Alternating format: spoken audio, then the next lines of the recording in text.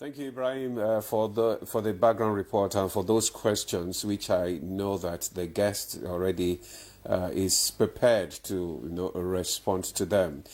Seated already in the studio for today's conversation, it's the Honorable Minister of State Agriculture and Food Security, Senator Aliu Sabi Abdullahi. Honorable Minister, you're welcome to Good Morning Nigeria. Good to see you again. Thank you very much for having me, and good morning, Nigerians. All right.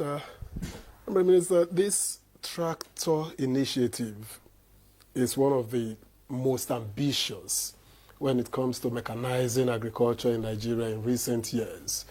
Can you walk us through, specific gaps that this is intended to fill? Well, thank you very much for having me. First, let me congratulate our dear President, President Bola Ahmed Tinubu, GCFR, whose vision actually saw to what we're actually seeing on ground today. And his courage, his commitment, and his passion for ensuring that what he says in his heart is actually what he uses as a basis for action, because he always tells us he wants a Nigeria where no one goes to bed hungry, which means he's deeply concerned about the food security situation. And that explains why he declared a state of emergency in 2023 when he came on board, just barely 2 months or thereabout, I think sometimes in July or so, 2023. Now, what I just want to place here on record is that we've always talked about our agriculture as the mainstay of the Nigerian economy. And when we talk about diversifying our economy, we talk about agriculture as the main, foundation upon which diversification of the economy should take place. And of course, when you talk about agriculture, you are talking about food security. Because if you are able to feed your citizens, then their productivity in so many other fronts is guaranteed. And just like they say, a hungry man is an angry man. So I think the president understands all of this. But then, what are the challenges of Nigerian agriculture? The basic is low productivity of our farms and farmers generally.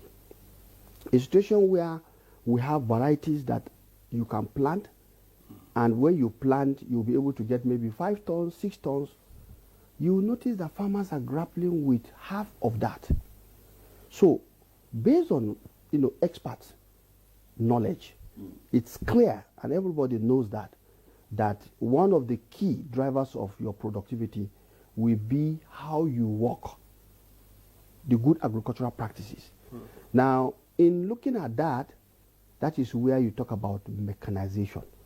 Mechanization here means using mechanical devices that have this horsepower capacity to do some of these things that our farmers are used to doing using their manual power.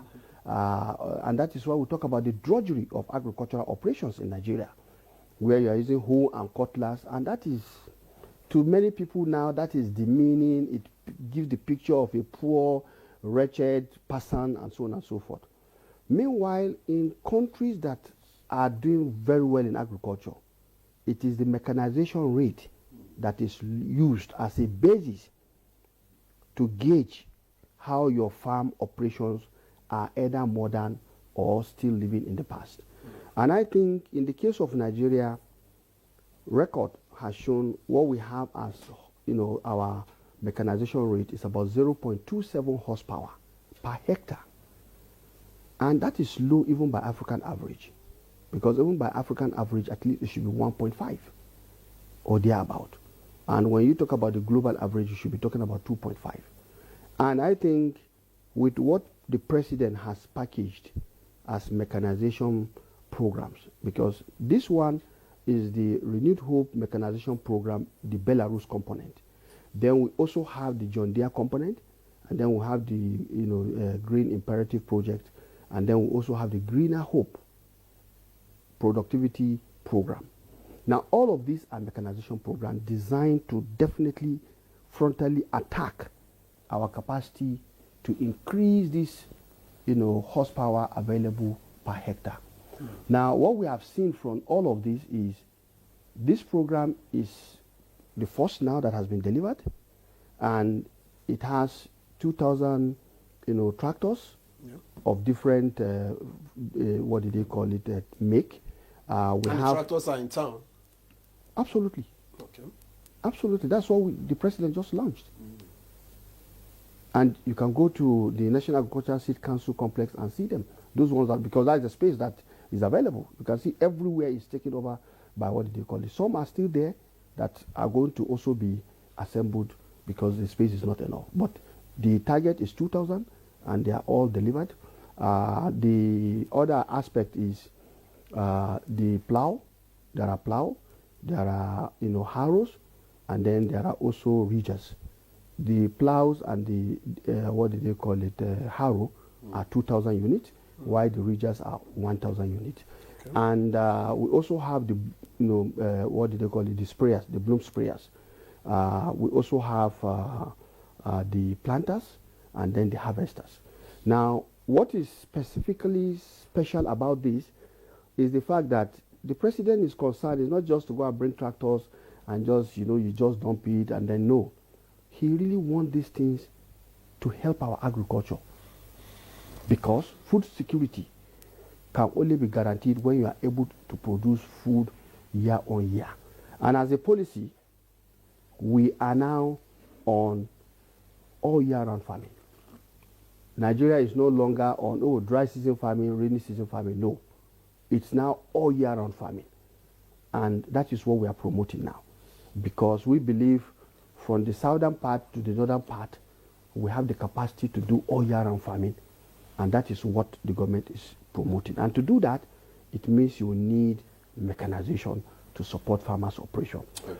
And what we have here, honestly, like anyone can attest, if you know the history of our agriculture, no one single government has been able to achieve this since our independence, to the best of my knowledge. Well, it's a commendable, actually, effort by the government, noting that the president is very keen at ensuring that no Nigeria goes to bed hungry. Yeah. Now, how will this mechanization actually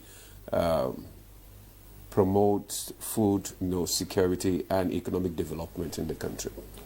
All right. Like I said, if you look at our farm operations, I'll give you some scenarios where you are able to, if farmers can access these facilities or this equipment to be able to prepare their land. And the program itself is designed such that we have 12 mobile maintenance services equipment. There are vehicles that are going to be for the purpose of maintenance all over the country, and they'll be deployed according to the space and how these tractors are also being deployed. Now, it will help farmers to prepare their land based on the standard good agricultural practice, because the operators are going to be properly trained in terms of how to do this, and these equipments are good enough, and so they'll be able to do the work based on the standard that is supposed to be done. And the success of a farmer lies in how well he prepares the land, because that's where you are going to plant. And if the land is well prepared with good, based on the good agricultural practices, then farmers will be able to plant at the time they're supposed to plant.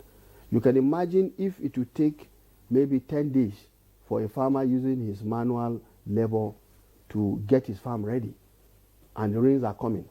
First, you want to start planting, immediately those areas he has finished, which means he will be having an uneven planting, regime in his farm. But with mechanization, the farmer will be able to clear his land properly, do all the necessary preparations, and when it's time to plant, and there are mechanized planting devices, he uses that to also plant. The depth of planting is guaranteed, the spacing is guaranteed, and so at the end of the day, when it is time for him to do the spraying and everything, and all of these things are done properly, honestly, the productivity in terms of the yield per hectare of the farmer is better guaranteed. Now, you also agree with me that, for example, a farmer that has 10, 20, 30 hectares of land, by the time it's time for harvesting, it takes time to harvest. In the process, we've seen situations where farmers have had to lose the crops because they couldn't finish harvesting and the rains are back. So that is what mechanization does. And we believe that if we get it right, we have very huge potential in this country. Our agricultural land is 93 million hectares, of which only 34 million hectares are currently being operated. So we're not even, that is about 48%, we're not even up to 50% of our capacity. So we still have a lot. Have you put in place proper measures to ensure that these farmers, especially local farmers, have access to these tractors? Well, the program, there are the mechanism for deploying these things are this. First, we've also recognized, we have to look at our institutions, the universities, the research institutes that do this work. They will also get component of this so that they can enhance, because for example, for seed production, the research institutes are supposed to produce seed. So they will be given component to enable them properly have seed production. Because again here, the president has said, plant the right seed, feed an entire nation.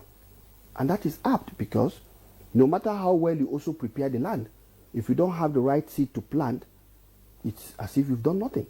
So we are looking at all of this particular component. Then we're also looking at individuals with large farms that would like to, subscribe to, the equipment. There's also provision for that. And farmers as cooperatives, as farmers group, will also be encouraged to have access. And then there is linkage to financing, the Bank of Agriculture, the Jais Bank, and others, to ensure that by the time farmers are going to key into having this equipment, they should be able to pay with less, burden of high interest. And we are looking at 0 to 5 years repayment, which means 0 if you have outright, you want to buy outright, yes, there is that provision. But for those who will take the longer route, of course, arrangements are also being made with these financial institutions. We don't believe, the president is upbeat about how farmers will definitely benefit from this. And that's what we're looking at. At the end of the day, if these things are deployed, those who are going to operate it will be well trained, because these are very high caliber, equipment, very modern, and they are very because strong. I was going to ask, do they have the requisite knowledge or the capacity to handle this?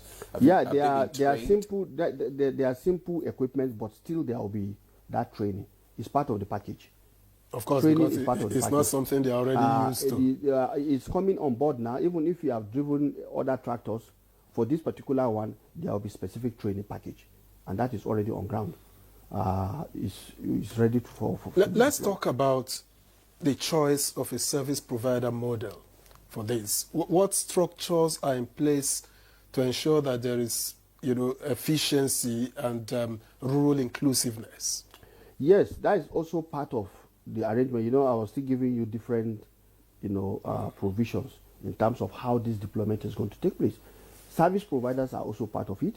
And here we are looking at youth coming together to, take up this challenge, because we are looking at having agricultural mechanization service centers in each of the 774 local government areas. Now, if this happens, it means young Nigerians will be encouraged. They will have units that will make them to be economical in terms of managing it, and they will all be trained in terms of this service provision, because a service provider is supposed to have the capacity and the competency and the skills to be able to do what these equipments will do for the farm. And the farmer will just subscribe to that and he gets the service. So we are aware of that, and it's part of the package. And like I said, what is important here is that there are also spare parts. Okay. I was going to get spare there. parts for each of these equipments To be maintained. have been supplied, yes. And then based on the, remember, it's a nation-to-nation bilateral partnership. And so that partnership will guarantee that training will continue, and overall, in the long run, provision will be made for assembly plant and even continuous production in country. So it's a long, immediate to short term to medium term. There are all objectives as far as this mechanization scheme is concerned. All right, okay. We just want to remind our viewers that you can also participate in this conversation by sending us messages, your questions via the number on your screen. Send SMS or send WhatsApp to us. The Minister of State for Agriculture and Food Production will respond to your questions. Now, I just want to find out, how can investors, are investors being attracted, to actually support this agricultural mechanization? How are you doing that? Well, I would say investors... Or is it only government that is in it? No, let me say this. There are a lot of private sector interest in agriculture in Nigeria. And you agree with me that because of the interest government has shown now, you will see that not just the federal government, state governments are also now looking at agriculture, and they are also looking at the PPP model, public-private partnership. Okay. And for example, Niger State, the former governor, Mohamed Umar Bago, has brought in a model. And that is why you saw him unveiling 1,000 tractors, because he has created a special purpose vehicle called Niger Foods. Niger Foods has government enablement with an equity, but the controlling equity is private sector. So these are models, and these are all based on the inspiration by the president that, look, we need to feed our country. We need our citizens to be able to have food. And it's not just talking about food security. The president is talking about food sovereignty, which means we should be able to control our own food system by producing what we consume and consuming what we produce. And so it's a whole new philosophy. And I think because the president is the champion, state governments are also being inspired. Some of them working together with the private sector, while some of them are creating the enabling environment for private sector participation. For example, in the same Niger State, there is, what do they call it, this private group that are into real estate, but they've now gone into agriculture. And they are massively investing in Gushishi local government, what do they call this, brains and hammers. Okay. So you can see a whole new thing is coming on board.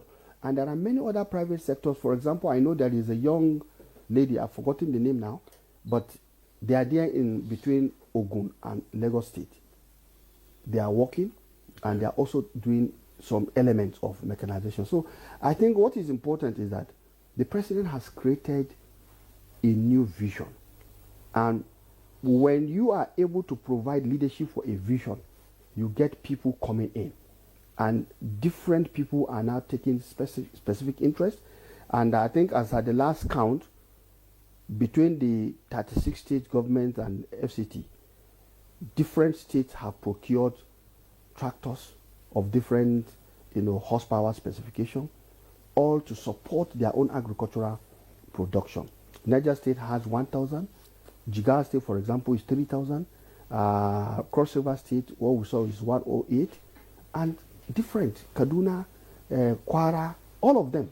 But beyond all of this, Honorable Minister, you've talked about the mechanization, but you've also said that we are not farming up to 50% of agriculture, arable land available to us. So what is the government doing to encourage more people to go into farming? For instance, if I want to farm, for instance, are you going to say, okay, there's land for you? Do you give land just to encourage people to farm, or you have to, go and buy the land and then be able to farm? Well, you see, it's a two-pronged thing. You need to understand, because this is a federation, and land is in the state. Yeah. And the various state governments, like I've told you, are having schemes that are attracting private sector. And if a private sector is interested in families to approach the states, and the states right now, because I know in terms of the interface we have at the National Economic Council, where my brother Senator Abubakar Kyari attends almost every time this council meeting holds, for us to give our own insight and to also get the insight of the state governors. The state governors are also taking these things very seriously. And that's why I cited the example of Niger State for you. The private sector that are there, they are getting land from the state government. That's part of the equity contribution of the state. Now, in Jigawa State, the same thing. In the wheat production, we're having private sectors are all there, having different categories of farm sizes. We know of about 3 different farm groups that are having 2,000, 5,000, 10,000 hectares of land. So it's all about creating the enabling environment. And I think this is what I talk about, the vision of the president, showing that yes, government is truly interested in this and it's also going to give all necessary support for this. But you know, for private sector, there are a lot of things they look at beyond even the land. And that's why as a ministry, for example, we are currently working on looking at what we call the ease of doing agriculture and agribusiness in Nigeria. That work is ongoing currently by the ministry. We are also looking at the laws, that agricultural laws, with a view to reviewing them. I think we just flagged this off about 2 months ago. The work has started, but we did a stakeholder validation to look at what is being done. Now, all of this is designed to support the private sector to see that agriculture is the next real thing. And remember also, we have this special agro-processing zone, which all the state governments are keen into. Now, the model here is that you must have an off-taker that is a private sector. So you can see there is quite a lot of latitude and areas where we are providing. Meanwhile, you remember for the wheat program, we are working with the, what do they call it?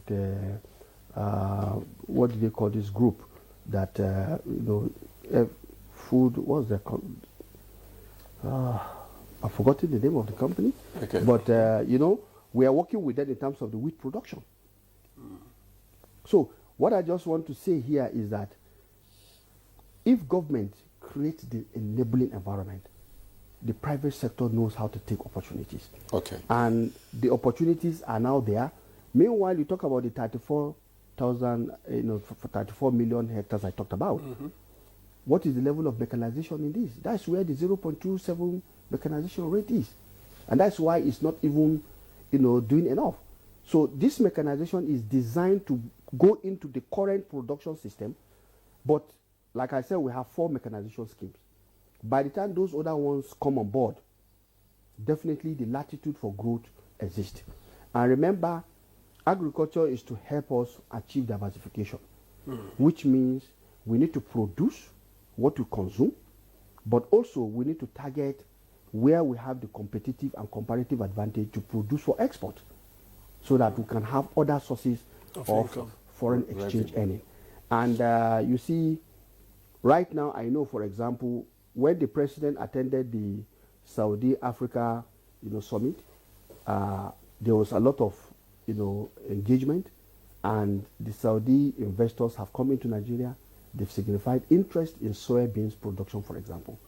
And so we have created a platform, private sector driven, and they are working on how to make soybeans one of the major commodities that we can produce and also export. So there's quite a lot happening.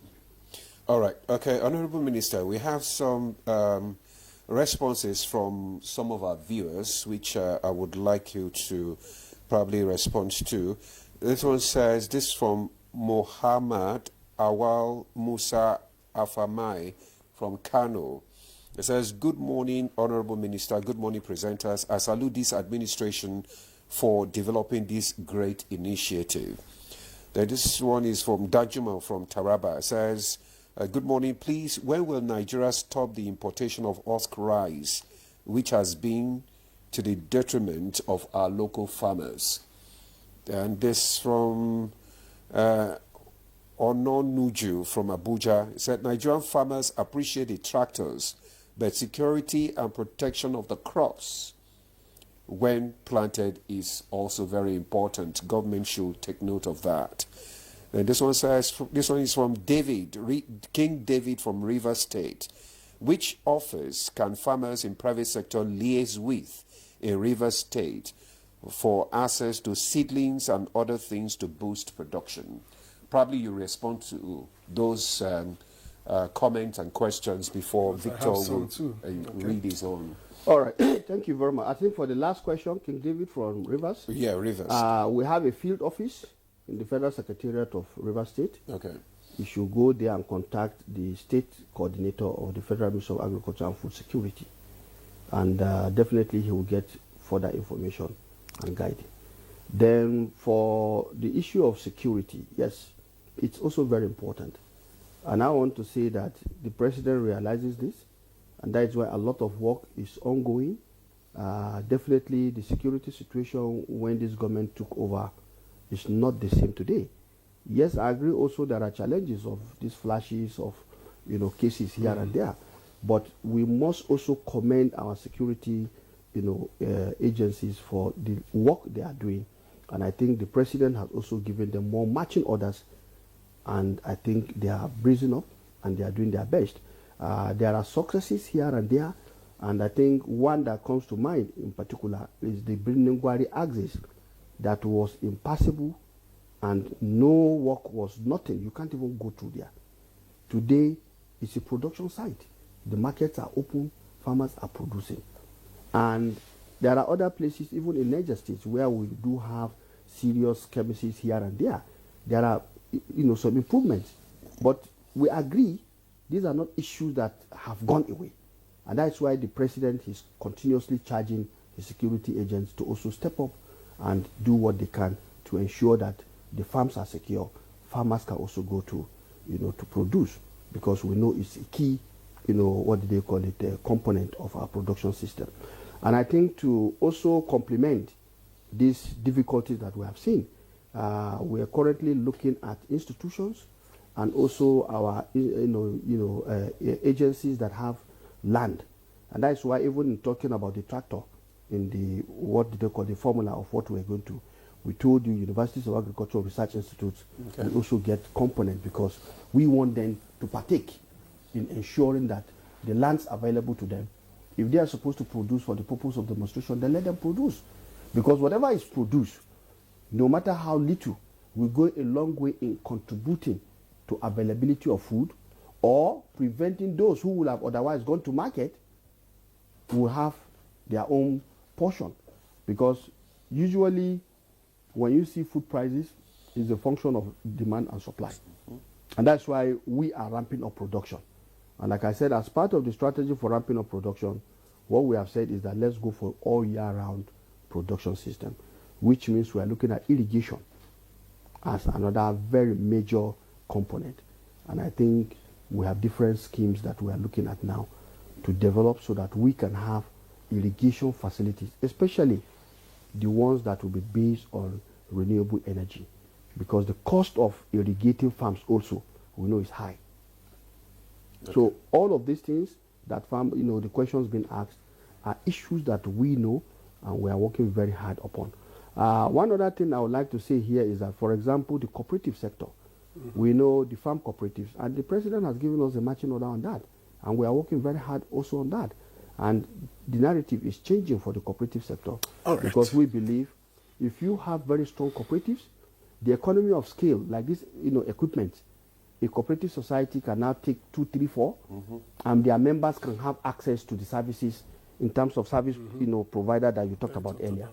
So we are leaving no stone unturned, because we know this is a renewed hope government under President Bola Ahmed Tinubu, and he's definitely upbeat about ensuring that we deliver on that mandate. What about the stoppage of importation of husk rice? Yes, you see, the most of the issues, if government has given a policy, then smugglers also have their own, things they do. But as far as government is concerned, if we increase production and we have volume and our processors are able to process, I think the situation will take care of itself naturally. And that is what government is working hard to do. We are producing for rice, is irrigation. Under the National Agricultural Growth Scheme program, we are promoting rice both for the dry season and for the rainy season. And right now, we are also having a second phase of that program, which is supported by the Japanese, facility. Okay. So I think we are working very hard to make sure that these things happen. I would like you at some point to speak to the use of technology, if government is considering that, because technology is both the present and the future. But let's take these messages first, and then you can address all of them. From Adebamiru Adeyinka from Kuchigoro, Abuja, says, good morning, Honorable Minister. How can a poor man and poor young man in the village benefit from this mechanization that has no capital strength? Similar to what I asked earlier. And from Daniel Morris from Lagos, good morning. Please, when will you stop the importation of horse rice, which has been to the detriment of our local farmers? I think he already took it that from Danjuma in Lagos. And then it's great to plan to go into mechanized farming. Security of farmers should also be improved. He's Morris from Lagos. And from Akeju Olagbaju, former director, he says the Honorable Minister has spoken well. And this time around, the program must succeed, and skilled operators must be trained, and every tractor must be tracked. Okay? And from John Ade, Honorable Minister, please note that the FCT is naturally a cashew zone. What are you doing to replace all the cashew trees that are cut down daily for real estate development? That's John Ade. From this one, it reads, I want to ask the Honorable Minister for Agriculture, the people that will be well trained with regards to the new agricultural machines, will the trainee be employed by the local government? And from Ogunshake Paul Babafemi, we appreciate the present administration led the Farmers Club to enable individuals benefit from the scheme. And finally, good morning, Nigeria. I would like to advise the Honorable Minister to also engage civil servants. That's also from Danjuma in Taraba State. Thank you very much. Quite a number of questions. And I think one of the things I would like to say here is this. In terms of creating inclusivity, the renewed hope agenda of President Bola Ahmed Tinubu is clear that inclusivity should be the watchword of all our programs and programming. And that's why we have to have a bouquet of options in terms of providing this implementation strategy. Now, for the civil servant, for example, if you are a farmer, they have cooperatives. And that's why we are saying that we're trying to revamp and reform the cooperative sector to give it more bite, to enable them get more power in terms of their operational strategy, because the cooperative sector is really a very veritable tool for delivering on some of these things.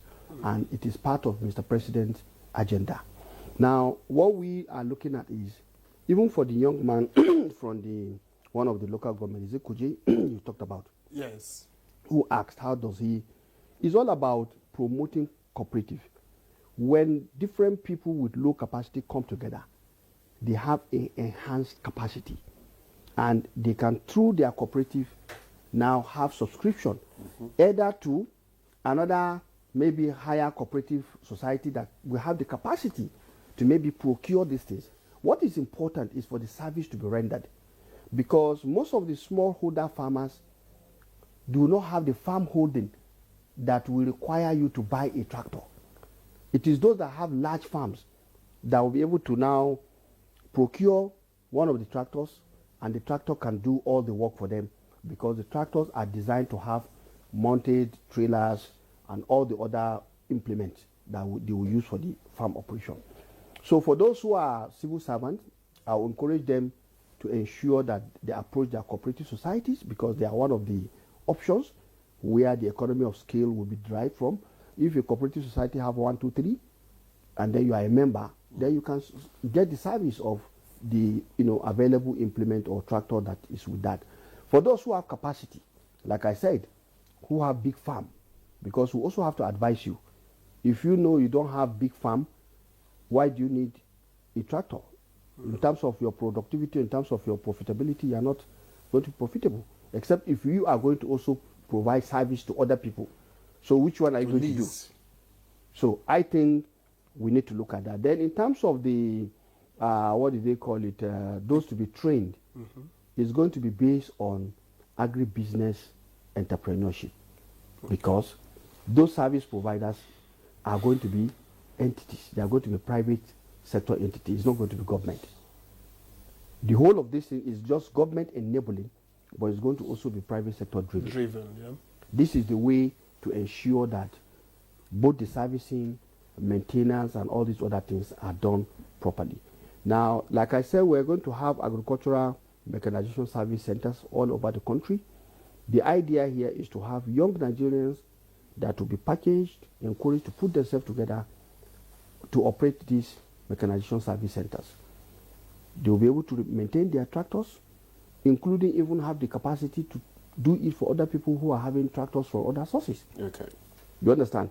But most importantly, drive these tractors to farmers' field to be able to provide the services. Now, these equipments are modern equipment. You talk about tracking.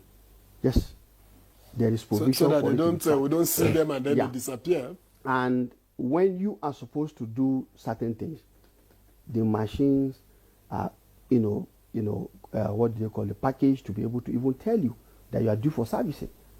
And the way, based on what we are told, the provision for even not starting because you are supposed to service is there.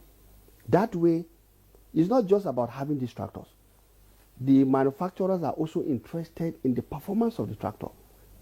Because when the tractor is performing very well, then the capacity is expanded and more can be, requested from them. So I think there is a lot that is being packaged in terms of ensuring that this time around it's not business as usual. It is business unusual. But somebody spoke about trees that are being cut down. Infrastructure development and agriculture that is the are in FCT. conflict. No. That is talking about the FCT. Particularly, but other particularly parts of the FCT. country. Yes, we know, but remember that if you are doing what we call regenerative agriculture, which is also another program that the ministry is promoting, we've talked about soil health scheme, for example. We are looking at all of those things, and it's all about having the right skill set of people who know how to do farming. And if they know how to do farming, then remember, plants are supposed to be used as what? Hedges to prevent sheet erosion and the likes. So we are looking at all of these things, and for effect, unfortunately, yes, agriculture may be seen as a victim, but agriculture is also a promoter. Okay, we have some other questions here. This one says, it gladdens, this is from Abba Uche Innocent from Makati. It says, it gladdens my heart seeing this tractor, but my question is, what are the distribution ratio to various states? How do you distribute it to the various states? Well, then this one, okay, let me just take the others so that you can just respond to all of them. This one says, good morning, Honorable Minister. I'm Emmanuel from Akwa Ibom State. I have an idea to grow and I have a plot of land to cultivate, but I don't have money. How can government help me? That's Emmanuel Ekanem.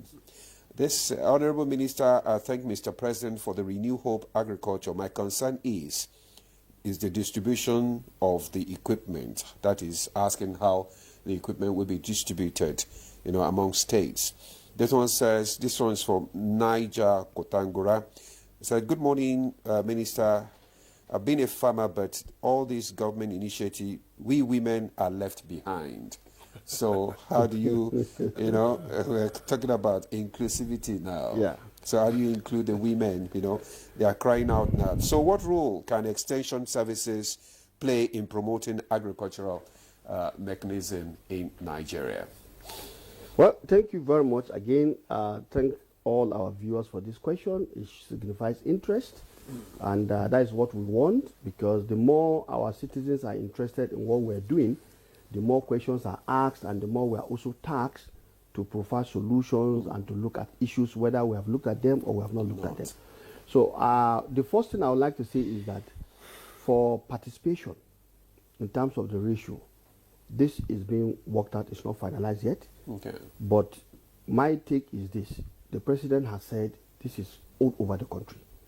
And definitely we have to make sure it's all over the country. That's number one.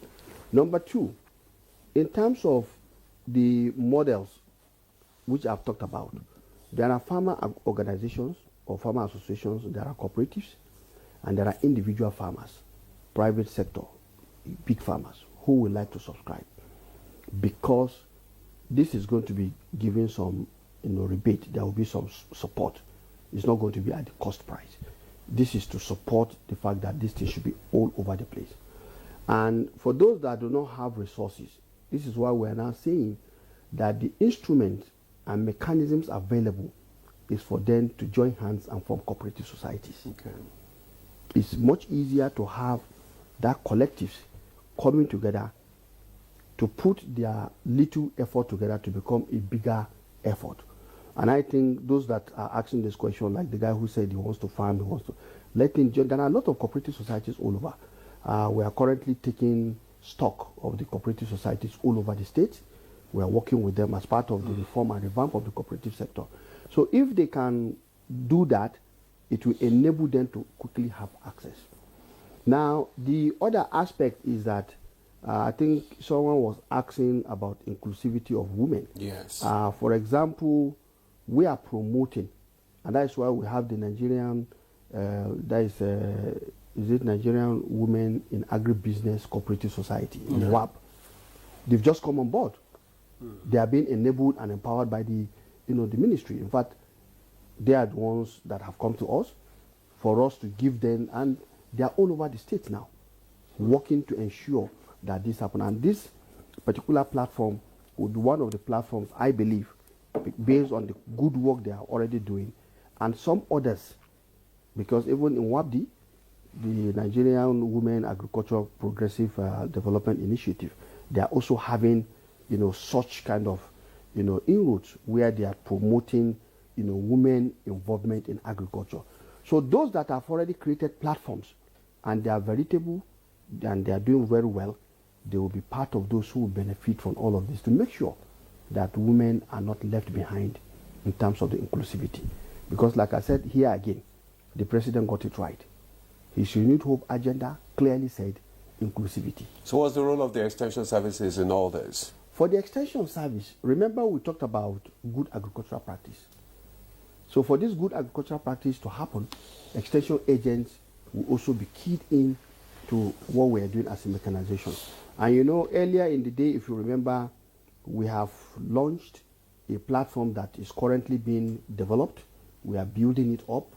We've already, introduced it. That is the National Electronic Extension Platform, the NIP. Okay. So it's currently being built because we have extension agents all over the Federation. So that directory we are currently uploading, so that if farmer wants to have further information on certain things, he knows which extension agent is close to him. So you can see it's a lot of activities being put together. To build a system that has been a bit underperforming to a highly performing one requires a lot of changes, a lot of transformative activities.